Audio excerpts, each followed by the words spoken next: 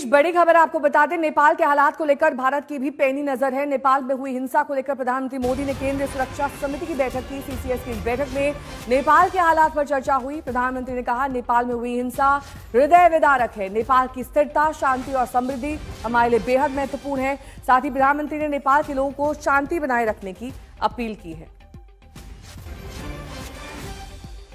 हिमांशु मिश्रा मेरे सहयोगी जुड़ गए हैं तमाम जानकारी के साथ। हिमांशु, जिस तरीके के भारत नेपाल के रिश्ते रहे हैं, जाहिर तौर पर ये जो हिंसा हुई है, प्रदर्शन हुआ है, उन रिश्तों पर भी असर पड़ेगा। और जिस तरह की स्ट्रैटेजी अब भारत की रहती है, वो भविष्य में कहीं ना कहीं इन रिश्तों की दिशा और दशा तय करेगी।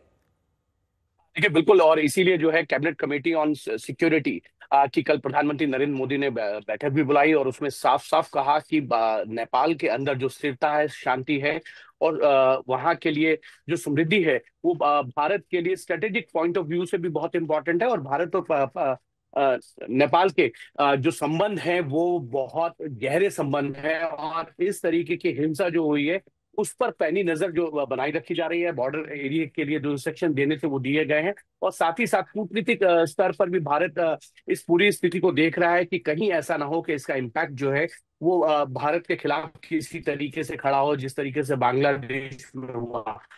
ये सारी चीजों को देखने के बाद प्रधानमंत्री नरेंद्र मोदी ने ये भी कहा कि जिस तरीके से इस्तीफा हुआ है, वहां पर जिस तरीके से हिंसा हो रही है, वो एक हृदय विदारक चीजें हैं। और इससे जो है नेपाल के अंदर जो है शांति की अपील भी प्रधानमंत्री नरेंद्र मोदी ने की है कि वहां की जनता को शांति बनाए रखनी चाहिए और आगे भविष्य उज्जवल हो, इसके लिए जो है पूरी नेपाल की जनता और वहां के लोगों को जो है मिलकर काम करना चाहिए। ठीक है, बने रहिए हमारे साथ।